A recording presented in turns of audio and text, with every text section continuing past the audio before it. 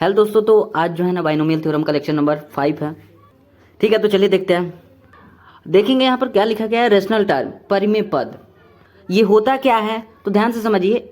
यहाँ पर सबसे पहली बात क्या लिखा गया है, जो रेडिकल साइन होता है ना वो इसमें नहीं होता है, उससे ये फ्री रहता है। रेशनल टर्म उसी को बोलेंगे जिसमें रूट वाला नहीं आएगा कोई भी चीज़। ठीक है, रेशनल टर्म वही होगा जिसमें रूट वाला कोई चीज़ नहीं आएगा। ये बात आप पहले से भी जानते हैं कि हाँ, रेशनल में जो है ना रूट वाला आता ही नहीं है, क्योंकि जो नंबर रूट के अंदर है वो रेशनल कैसे हो सकता है। ये बात जानते हैं ना, कि जैसे यहाँ पर फॉर एग्जाम्पल यहाँ पर समझिए रूट के अंदर 2 है, तो ये रेशनल टर्म कैसे हो सकता है। तो वही चीज़ इस उसी को बोलते हैं, उसी को क्या बोलते हैं, रेडिकल साइन बोलते हैं, कर्नी चेन। क्या क्या लिखा गया है कि ऐसे टर्म जो कि रेडिकल साइन से रहित होते हैं, फ्री होते हैं। ठीक है, वही क्या होते हैं, वो क्या होता है, रेशनल टर्म होता है जिसमें रेडिकल साइन यानी कि कर्नी चेन रूट नहीं होता है, वही रेशनल टर्म होता है। पिछले लेक्चर में या फिर उसके पिछले लेक्चर में अगर आप देखे होंगे क्वेश्चन में, तो उसमें जो है ना, उसमें क्या होता था, या तो रूट वाला होता था, मतलब जो पावर होता था, आपको याद है ना कि 2 के पावर इस टाइप से होता था। कितना लिख दें, जैसे इस टाइप से था 1/2, है ना, और शायद कुछ रूट वाला भी था। ठीक है, तो ये पहला चीज हो गया, पहला पॉइंट ये हो गया। दूसरा में देखेंगे तो ऐसे टर्म जिसमें जो पावर्स, जो एक्सपोनेंट्स होते हैं ना, वो इंटीजर्स होते हैं। जो भी मतलब ऐसा टर्म जिसमें जो घात होगा ना, जो पावर होगा या फिर कहें जो एक्सपोनेंट होगा, वो एक इंटीजर्स होगा। ठीक है, और इसके अगले वाला में देखेंगे तो ऐसे टर्म जिसमें जो है ना जो एक्सपोनेंट्स होगा वो 2/3, 1/5 रूप की नहीं होगा। अगर फ्रैक्शनल फॉर्म में मिल रहा है, इसका मतलब है कि वो रेशनल टर्म नहीं होगा। ठीक है, अब ये ऐसे समझिए एक चीज़ कि जैसे हम यहाँ पर लिखते हैं 2 + 3। ठीक है, अच्छा इसको छोड़ते हैं, यहाँ पर लिखते हैं 4x + 8, और यहाँ पर लगाते हैं हम 6 लगाते हैं। ठीक है, ध्यान से समझिए, 4x + 8 लिखे हैं, इसका जो हम पावर लगाए हैं वो 6 लगाए हैं। अब इसका जो प्रसार होगा, ये तो आप जान गए हैं, ये सब बहुत अब आपके लिए जी हो गया होगा, हाँ ये प्रसार इसका जो होगा तो क्या होता है, वो तो जानते ही हैं कि हाँ इसका प्रसार कैसे लिखा जाता है। तो उस जो एक्सपेंशन लिखा जाएगा, जो प्रसार लिखा जाएगा, उसमें हम कैसे पहचानेंगे कि उसमें रेशनल टर्म कौन सा है। हर एक टर्म को, इसमें टोटल टर्म कितना होगा, क्योंकि घात यहाँ पर 6 है, इसका मतलब है इसमें टोटल 7 टर्म्स होगा। 7 टर्म्स में, सॉरी यहाँ पे देखिए 7 टर्म्स में कौन कौन रेशनल टर्म होगा, इसको कैसे जानेंगे। यही चीज हम बताना चाह रहे हैं कि जो रेशनल टर्म लिखा हुआ है ना, यहाँ पर यूज होगा। जो प्रसार होता है ना, इसका प्रसार टोटल 7 होगा। इन 7 में से हम कैसे जानेंगे कि रेशनल टर्म कौन होगा।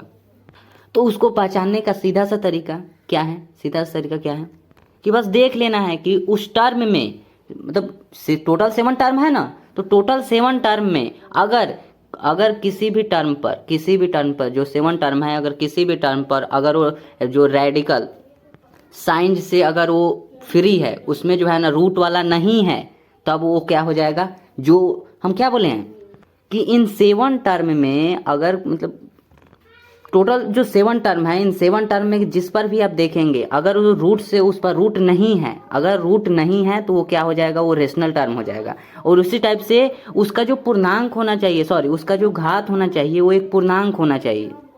ठीक है, पूर्णांक होना चाहिए, बात समझिए। और फ्रैक्शनल जो ये बोला है ना, फ्रैक्शनल फॉर्म में नहीं होना चाहिए, उसका घात जो है ना इस टाइप से भी नहीं होना चाहिए, जो 2/3 या 1/5 है, इस टाइप से भी नहीं होना चाहिए। हम कह रहे हैं ना, ये जो टोटल 7 टर्म्स है ना, अगर इसमें आपको परिमेय पद बताना है तो सीधा सा आप क्या देखेंगे कि उसमें रूट है कि नहीं। अगर नहीं है तो होगा, पर उसके साथ और भी कंडीशन है कि उसका जो घात होना चाहिए वो एक पूर्णांक होना चाहिए। साथ साथ ये भी है कि उसका घात होना जो है ना वो 2/3 1/5 नहीं होना चाहिए। ठीक है, तो आई होप क्लियर होगा। अब देखते हैं, इसी से रिलेटेड एक क्वेश्चन है, बनाते हैं। ठीक है, यहाँ पर देखेंगे तो क्वेश्चन क्या है, क्वेश्चन है कि 2 के जो घात है वो 1/3 है, प्लस 5 की जो पावर 1/5, और यहाँ पर 600 है। कहा है कि इसके एक्सपेंशन में रेशनल टर्म्स की संख्या ज्ञात करें। अभी कहा है ना क्या, इसमें टोटल 601 होगा टर्म्स, है ना, 600 लिखा हुआ है, इसका मतलब है इसमें टोटल जो है ना 601 टर्म्स होगा। अब उसमें से आपको बताना है कि टोटल कितने परिमेय टर्म्स होगा, टोटल रेशनल टर्म्स कितना होगा। जैसे हम इसमें बताए हैं ना कि 4x + 8 की घात यहाँ पर 6 लिखा हुआ है, टोटल यहाँ पर 7 टर्म्स है। अब इसमें आपको बताना है कि टोटल कितने होंगे रेशनल टर्म्स, इसमें आपको बताना है कि टोटल रेशनल टर्म्स कितने होंगे। ठीक है, तो वो तो निकालने के बाद पता चलेगा, पर अब बात को समझ गए ना कि हाँ हम क्या करना चाहते हैं, रेशनल टर्म्स कैसे बताएंगे। ठीक है, तो रेशनल टर्म्स बताने के बस यही तीनों देखेंगे, बस रेशनल टर्म्स आपको पता चल जाएगा। ठीक है, कि कौन कौन रेशनल टर्म्स है। अब आगे देखते हैं। अब यहाँ पर जो एक क्वेश्चन बोला है, अब इस क्वेश्चन में क्या बोला है कि हाँ ठीक है 600, इसके एक में परिमेय जो टर्म्स होगा उसका संख्या बताना है। ठीक है, देखते हैं कैसे सॉल्व करेंगे। a इज इक्वल टू 2 की घात 1/3, यहाँ पर देखेंगे a इज इक्वल टू 2 की घात 1/3, b के प्लेस पर क्या है 3 की घात 1/5 है। ठीक है, n इज इक्वल टू कितना है 600 है। ठीक है, अब क्या होगा, जो जनरल टर्म होगा उसको लिखते हैं। व्यापक पद इसका क्या हो जाएगा, tr+1 इज इक्वल टू में क्या हो जाएगा, हमें यहाँ पर 600 है, n का वैल्यू हमारे पास 600 है, 600 c यहाँ पर r हो जाएगा a अगले वाले स्टेप में a लिख लेंगे। यहाँ पर a की घात कितना होता है n माइनस r होता है, n के प्लेस पर आपका 600 है, माइनस में r हो जाएगा b आपके पास अभी नहीं, नेक्स्ट स्टेप में लिखेंगे, r है तो r लिख देंगे। ठीक है, इस टाइप से तो होता है। यहाँ पर लिख दिया है कि 600 यहाँ पर हो गया, सी हो गया, आर का तो पता नहीं, ए हमारे पास जो है ना यहाँ पर 2 है तो 2 लिख दिए, और उसके घात 1/3 है, 1/3 हो जाएगा। और यहाँ पर भी है कि 600 माइनस में 600 माइनस में आर, बी कितना है 3 है तो 3, उसके घात 1/5 है तो 1/5, और यहाँ पर आर है तो यहाँ पर आर हो गया। ठीक है, अगले स्टेप में देखते हैं, ये सब आपके लिए बहुत अब ईजी हो जाना चाहिए। ठीक, नेक्स्ट स्टेप में अगर देखेंगे, नेक्स्ट स्टेप में क्या लिखा हुआ है, tr+1 is equal to 600 CR। यहाँ पर क्या है, जैसा किया जाता है उसी टाइप से यहाँ पर भी, यहाँ पर 2 लिखे हैं, जो ये 2 है, और यहाँ पर एलसीएम ले लिया गया, तो 600 माइनस आर ऊपर हो गया और 3 नीचे हो गया। 3 की घात क्या हो गया, यहाँ पर आर में 1 में आर से किए तो आर हो गया, डिवाइडेड बाई 5 हो गया। ठीक है, यहाँ तक क्लियर। ये सब पुरानी बातें हो गया, अब ये इस पर ज़्यादा आप टाइम देना ठीक नहीं है। हाँ, यहाँ पर ये समझिए कि ये जो आर का वैल्यू है ये 0 से लेकर 600 के बीच या फिर दोनों को इंक्लूड भी किया जा सकता है। यही क्यों लिए, तो इसमें समझने का सीधा सा हम एक बताते हैं, चलिए बताते हैं, ऊपर चलिए बताते हैं। जैसे यहाँ पर 4x + 8 इसकी घात 6 लिखा हुआ है, तो जब शुरू में लिखा जाता है, मतलब इसका प्रसार जो एक्सपेंशन लिखा जाता है शुरू में, तो b का घात क्या होता है 0 होता है। ध्यान समझिए, b का घात क्या होता है 0 होता है, और a का जो घात होता है वो जितना रहता है उतना हो जाता है। जैसे हम a का घात यहाँ पर लिख दें, यहाँ पर a का घात 7 होता है, सॉरी a का घात 6 होता है। ये बात आप जानते हैं ना, हम पूरा नहीं लिखेंगे। जैसे यहाँ पर लिखा है 6c, यहाँ पर 6c 0 होगा, फिर a की घात 6 होगा, b की घात 0। हम जो समझाना चाहते हैं उस पर आप ध्यान दीजिए। ठीक है, कि a की घात हम यहाँ पर 6 लिख दिए, b की घात 0, ये होता है पहला। फिर इसके अगले वाला टर्म लिखा जाएगा, फिर उसके अगले वाला टर्म, इसमें क्या होता है कि a की जो पावर होगा वो 1 कम होगा, b का घात 1 बढ़ेगा। तो b का घात लास्ट में क्या होता है, लास्ट में b का घात क्या होगा, पावर क्या होगा लास्ट में, जितना रहता है उतना लास्ट में हो जाता है b के ऊपर, और a का कितना हो जाता है, a का 0 हो जाता है। समझ रहे हैं ना। अब आप यहाँ से ध्यान से करिए, ध्यान से देखिए, रिलेट करने का हम काम कर रहे हैं कि b की घात क्या हो रहा है।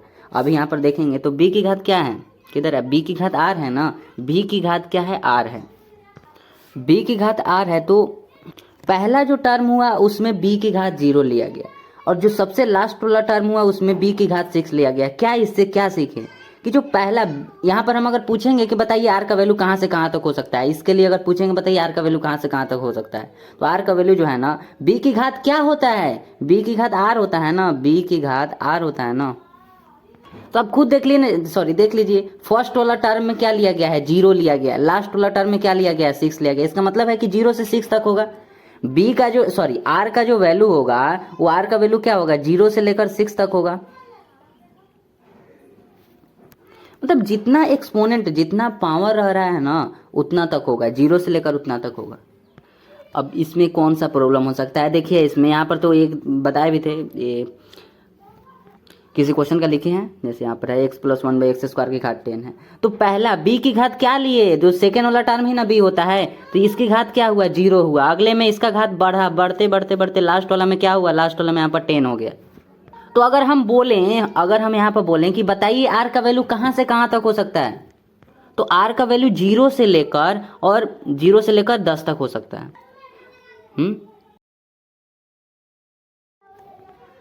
अब अगर इसी का हम कहेंगे कि इसका जनरल टर्म आप लिख कर बताइए, तो लिख देंगे ना, क्या होगा tr+1 इज इक्वल टू में क्या हो जाएगा 10cr। यहाँ पर क्या होता है a कितना है, a क्वेश्चन में x दिख रहा है और 1/x² b है, तो x की घात कितना हो जाएगा 10 - r हो जाएगा, और b1/x² दिख रहा है, तो b1/x², इसकी घात r होता है। अब हम कहेंगे कि आप बताइए r का वैल्यू हम कहाँ से कहाँ तक ले सकते हैं। मतलब इसमें कौन सा डिफिकल्टी वाला काम है, सॉरी, मतलब सीधा सा इसमें अगर देखेंगे तो इसमें पहला में हम क्या, पहला टर्म में 0 लिए हैं, उसके अगले वाला टर्म में कितना लिए हैं, इसमें 1 लिए हैं, फिर उसके अगले वाला में एक एक बढ़ा है। कहाँ तक गया है, कहाँ तक गया है, 10 तक गया है। 0 से लेना शुरू किए हैं और 10 तक गए हैं। अब इसी चीज़ को इसमें हम पूछ रहे हैं कि बताइए r का वैल्यू कहाँ से कहाँ तक ले सकते हैं। ये जो b यहाँ पर लिखा हुआ है, ये b, इसके घात यहाँ पर क्या है, सॉरी, हाँ, जनरल टर्म में यहाँ पर r होता है ना, जनरल टर्म में यहाँ पर r लिखे हैं ना, तो इस r का वैल्यू कहाँ से कहाँ तक होगा।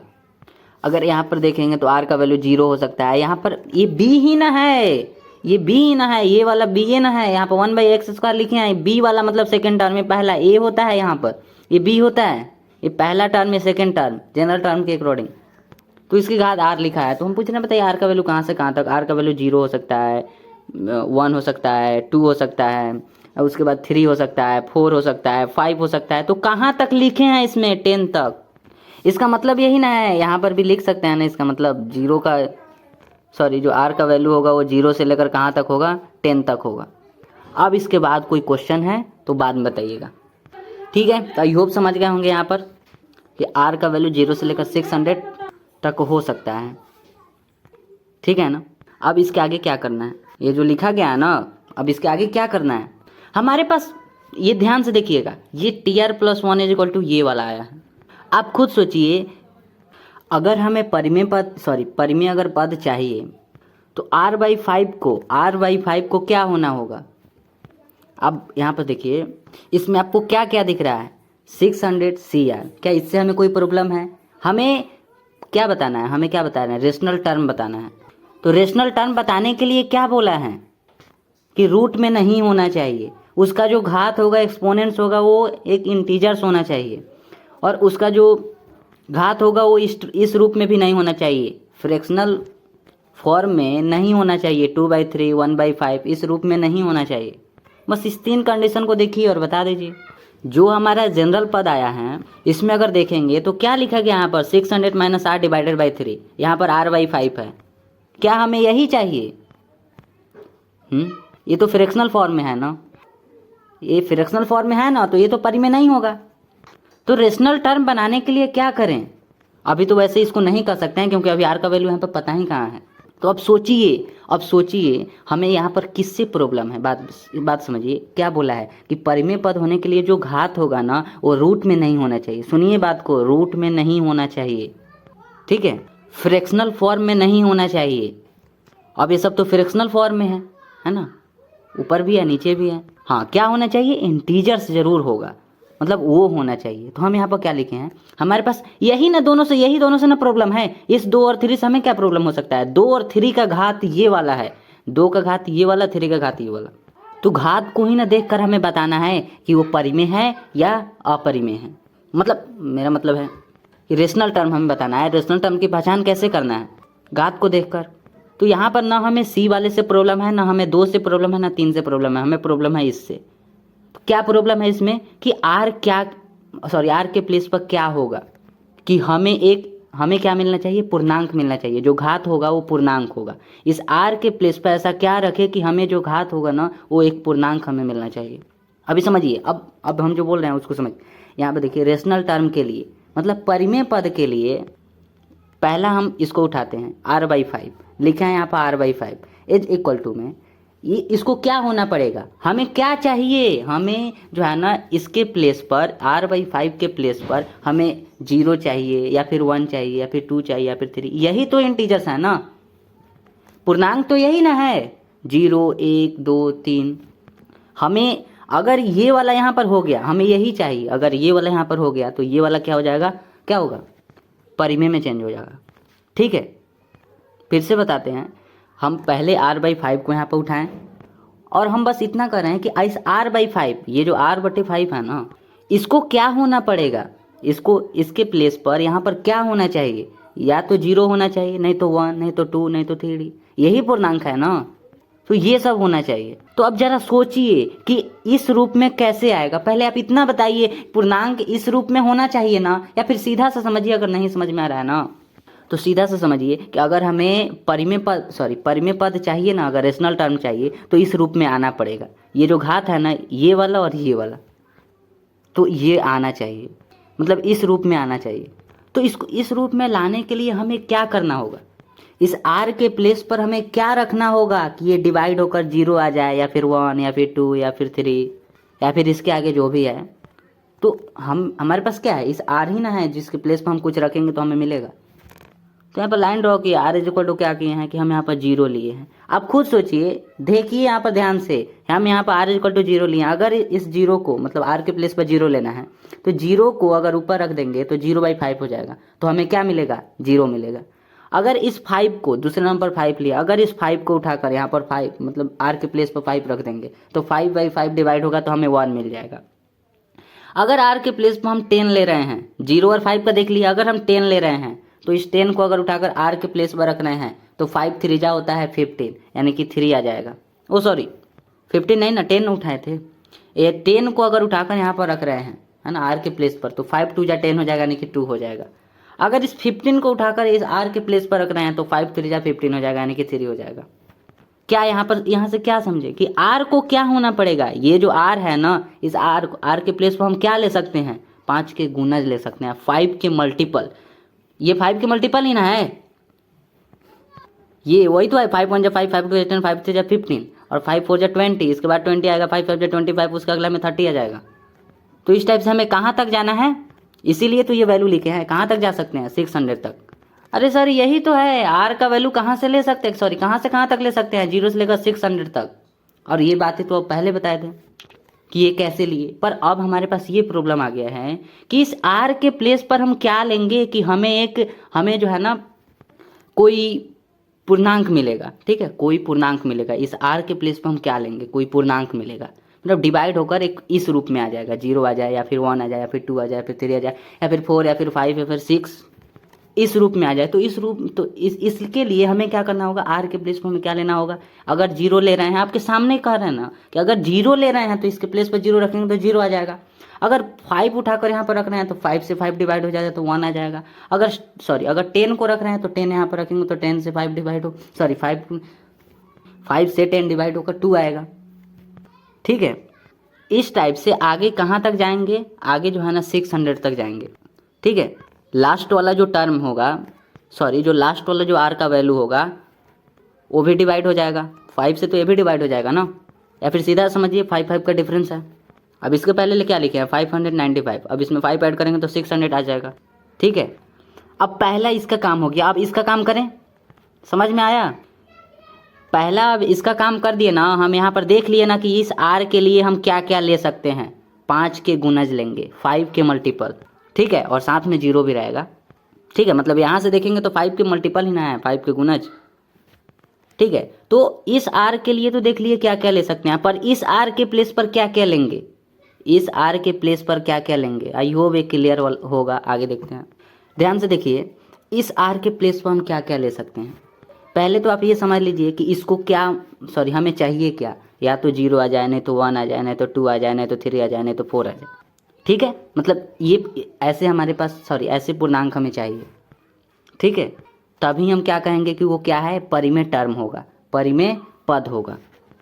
ठीक है, तो इसके अगले वाले स्टेप में देखेंगे तो हम यहाँ पर लिखे हैं 600 माइनस में r। ठीक है, तो यहाँ पर क्या लिखा गया है, 600 माइनस r। अब स्लो बोलेंगे और हाथ को भी उसी टाइप से मूव कराएंगे। ठीक है, ताकि आपको देखने में जो डिले हो रहा है ना, कि जब बोल रहे हैं उस टाइम आपको सुनाई दे रहा है, बट जिस चीज़ को हम इंगित कर रहे हैं वो आपको दिखाई नहीं दे रहा है, क्योंकि कुछ देर बाद आपको दिखाई दे रहा होगा। ठीक है, तो अब देखिए हम बोल रहे हैं 600 माइनस r। ठीक है, इस r के प्लेस पर क्या होगा कि हमें एक पूर्णांक मिलेगा। तो आपको ध्यान रखना है इस बात का, इसको देखिए, यहाँ पर 600 माइनस r डिवाइडेड बाई 3 लिखा गया है, मतलब r, ये जो r है, इस r के प्लेस पर क्या लें जिसको 600 में से सब्ट्रैक्ट होगा और उसके बाद 3 से डिवाइड भी हो जाए। तो ज़रा सोचिए, आइए यहाँ पर देखिए, यहाँ देखिए r इज इक्वल टू में 600 लिए हैं। अब इस 600 को हम इस r के प्लेस पर यहाँ रखते हैं तो 600 में से 600 सब्ट्रैक्ट होगा तो कितना होगा 0।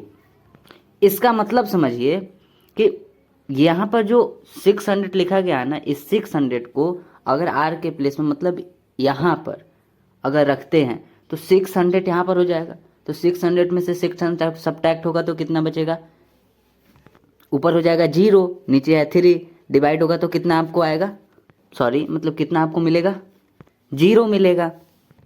तो इस चीज़ को यहाँ पर बताए हैं कि 600 माइनस आर, मतलब आर के प्लेस पर अगर यहाँ पर देखिए 600 रखेंगे तो हमें 0 मिलेगा, 597 रखेंगे तो हमें 3 मिलेगा, 594 रखेंगे तो हमें 6 मिलेगा। और इसको हम यहाँ पर समझाते हैं।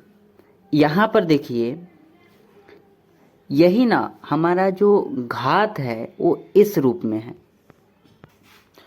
ध्यान से समझिए, जो घात है ना वो इस रूप में है।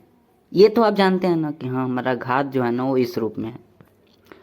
अब ये जो 600 माइनस आर डिवाइडेड बाई 3 है, अब हम क्या बोले हैं कि आर के प्लेस पर पहले आपको 600 लेना है, तो हम आपके सामने लेकर बता रहे हैं 600 माइनस 600 डिवाइडेड बाई 3, ठीक है, इज इक्वल टू 600 में से 600 सब्ट्रैक्ट करेंगे 0 मिलेगा, डिवाइडेड बाई 3 ऐसे करेंगे तो आपको कितना मिलेगा, 0।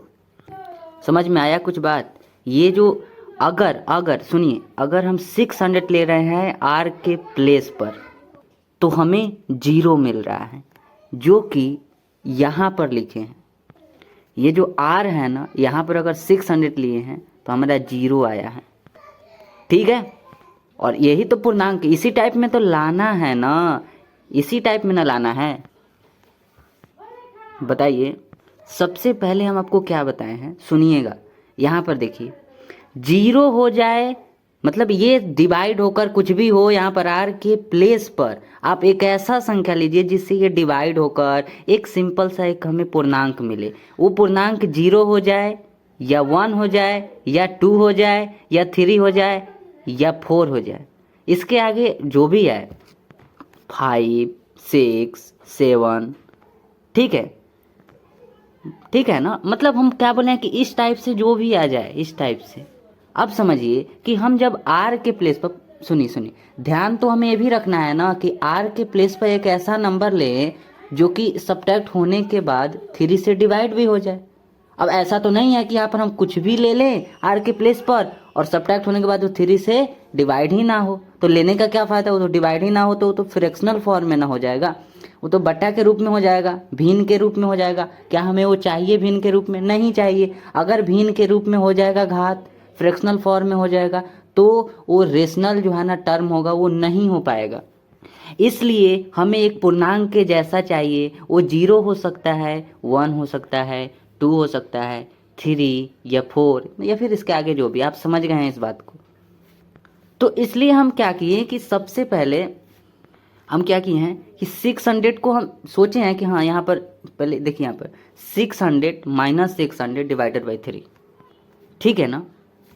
सबसे पहले r के प्लेस पर हम 600 लिए हैं, तो देखिए यहाँ पर r इज इक्वल टू में 600, ठीक है। और यहीं पर r है, इस चीज़ को यहाँ पर देखिए, ये यही घात था ना, 600 माइनस r डिवाइडेड बाई 3। अब इसको यहाँ पर लिखे हैं और आपको यहाँ पर समझना है कि 600 माइनस r के प्लेस पर 600 डिवाइडेड बाई 3 किए तो 0 आया। तो 0 क्या एक पूर्णांक है? हाँ है। इसका मतलब है कि r के प्लेस पर हम 600 ले सकते हैं। इस टाइप से फिर हम सोचे कि 597 ले सकते हैं, ठीक है। बीच का नहीं लेंगे, नहीं तो बीच का लेंगे ना तो डिवाइड नहीं होगा। समझ गए बात को? बीच का मतलब 600 और 597 के जो बीच में होता है ना, 98 मतलब 598 599, ये 3 से डिवाइड नहीं होगा, सो हम नहीं लिए उसको। उसी को ना लेंगे जो डिवाइड हो जाए। अब डिवाइड अगर ये नहीं होता, डिवाइड नहीं होता तो हमें क्या फ्रैक्शनल फॉर्म में चाहिए, बटा के रूप में हो जाता, नहीं ना चाहिए हमें, ठीक है। तो सबसे पहले हम r के प्लेस पर 600 लिए, अब 597 लेंगे तो भी डिवाइड हो जाएगा। उसके बाद 500 हम, या फिर ये भी बताना पड़ेगा, बताएं 600 माइनस r के प्लेस पर 597 डिवाइडेड बाई 3, सब्ट्रैक्ट करेंगे तो आपको कितना मिलेगा, 3 divided by 3 is equal to 1। समझ में आया? 1 क्या है, पूर्णांक है ना, तो इसलिए हम कर रहे हैं कि हम 597 लिए। अब इसके पहले हम क्या ले लेंगे, 500, ये आपको सोचना पड़ेगा, 594। अब यहाँ से आपको दिख रहा होगा कि हाँ 3 का डिफरेंस दिख रहा है, ठीक है ना। अब इसके बाद जो है ना हम डॉट डॉट का साइन लगाकर 6, उसके बाद 3, फिर 0, ठीक है। बात को समझ गए? सर जी अगर यहाँ पर 6 को लेंगे इस r के प्लेस पर तो भी डिवाइड हो जाएगा। 3 का डिफरेंस आपको नहीं दिख रहा है, 2 3 निकालेंगे आपको पता चल जाएगा। 2 3 का मतलब पहला हम 600 को निकाले, 597 को निकाले, 94 को निकाले, यहाँ से हमें पता चल गया हाँ 3 का डिफरेंस दिख रहा है, इस टाइप से आगे भी जाएगा। तो यहाँ पर हम क्या लिखे हैं, ध्यान से देखिए, यहाँ पर r इज इक्वल टू में सबसे पहले 600 लेंगे तो हमें 0 मिलेगा, फिर 597 लेंगे तो हमें 3 मिलेगा, फिर 594 लेंगे तो हमें 6 मिलेगा। डिवाइड होने के बाद, ये समझ रहे ना, ये देखिए यहाँ r के प्लेस पर लेने के बाद डिवाइड हो जाएगा ना, तो डिवाइड होने के बाद का हम बता रहे हैं, यहाँ पर देखिए, ठीक है ना। उस टाइप से डॉट डॉट यहाँ पर भी लगाएं और इस टाइप से लास्ट में 6 आ जाएगा, फिर 3 आ जाएगा, फिर 0 आ जाएगा, ठीक है। ये बस हम बताए हैं कि हाँ ऐसा ऐसा पूर्णांक आ सकता है। मेन बात तो हमारा r है ना, कि r के प्लेस पर क्या क्या ले सकते हैं, ठीक है। जब r के प्लेस पर 600 लिए तो हमें 0 मिला, यही चीज़, ये वाला चीज़ है, ध्यान से देखिए। r के प्लेस पर जब 600 लिए तो हमें 0 मिला, r के प्लेस पर जब 597 लिए तो हमें 3 मिला, r के प्लेस पर जब 594 लिए तो हमें 6 मिला। इस टाइप से आगे देखिए डॉट डॉट करके, यहाँ पर भी डॉट डॉट, फिर ठीक है। तो आप यहाँ पर एक चीज़ नोटिस कर रहे हैं, मतलब किए होंगे, सॉरी हम गलत बता दिए। यहाँ तक आप जो समझे थे वो ठीक था, फिर से बताते हैं। 600 लेंगे तो हमें 0 मिलेगा, 597 लेंगे 3 मिलेगा, 594 लेंगे 6 मिलेगा, ठीक है। डॉट डॉट 6 3 0, 3 का डिफरेंस दिख रहा है, ठीक है ना। यहाँ तक ठीक है कि हाँ हमें r के प्लेस पर ये जो संख्या है, जो नंबर्स है, ये हमें लेना पड़ेगा, ठीक है। अब इसको जो है ना, ये जो यहाँ से लेकर यहाँ तक जो आपको दिख रहा है, इसको हम सीधा कर लेते हैं। क्या करते हैं कि पहले 0 ले लेते हैं, फिर 3 को उठाकर यहाँ पर लाते हैं, फिर 6 को उठाकर लाते हैं। इस टाइप से 3 का डिफरेंस दिख रहा है, मतलब 6 के बाद 9 आएगा, डॉट डॉट का साइन लगाते हैं, ठीक है। और उसके बाद इसको यहाँ पर लाते हैं, इसको यहाँ पर लाते हैं, इसको यहाँ पर लाते हैं। समझ गए? हम कुछ नहीं किए हैं, जैसा आपके सामने कहे हैं ना कि 600 लेंगे तो हमें 0 मिलेगा, 597 लेंगे 3 मिलेगा, 594 लेंगे 6 मिलेगा, डॉट डॉट डॉट डॉट 6 3 0। बस इसको हम सीधा कर लिए हैं। कहे हैं कि पहले क्यों ना 0 उठा लें, ठीक है, 3 उठा लेते हैं, ठीक है, 6 उठा लेते हैं, रख लिए, ठीक है। अब यहाँ पर हम फिर से समझा देते हैं आपको कि आप ऐसा समझिए, r इज इक्वल टू सबसे पहला 0 है, इस 0 को उठाकर यहाँ पर रखिए तो 600 माइनस 0 कितना होता है, यहाँ r के प्लेस पर अगर 0 रखेंगे तो 600 माइनस 0 कितना होता है, 600 होता है। तो 600 में मतलब 600 ना होगा ऊपर, तो 3 से डिवाइड करेंगे तो कितना होगा, इतना आएगा, 200 आ जाएगा। तो डिवाइड हुआ ना, ये भी तो एक पूर्णांक है, ठीक है। तो आई होप आप समझ गए हैं, बहुत टाइम दे दिए। अब आगे क्या लिखा गया इसको देखिए। सबसे पहले यहाँ पर क्या लिखा गया, दोनों घातों को पूर्णांक रखने के लिए हमें पूर्णांक ही ना रखना है, जो घात चाहिए जो घात चाहिए हमें, वो क्या चाहिए? पूर्णांक चाहिए। हमें जो घात चाहिए वो क्या होना चाहिए? पूर्णांक, इंटीजर्स। तो अगर आप यहाँ पर ध्यान दिए होंगे, देखिए यहाँ देखिए r इज इक्वल टू में हम क्या ले सकते हैं? 0 3 6 9 डॉट डॉट आगे। क्या मतलब है इसका? तो ये तो 3 का मल्टीपल चल रहा है ना, 3 का गुणज है।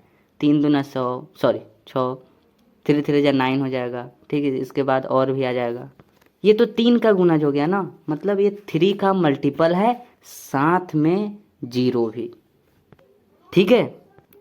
मतलब इसके प्लेस पर जो दूसरा वाला घात था ना क्वेश्चन में जो सॉल्व किया गया है, तो जो दूसरा वाला घात था इस r के प्लेस पर क्या ले सकते हैं? इस r के प्लेस पर 3 के गुणज, ठीक है, 3 के गुणज ले सकते हैं। आप यहाँ पर खुद अपने आंखों से देखें ना कि ये 3 के गुणज दिख रहा है और साथ में 0 भी है, ठीक है।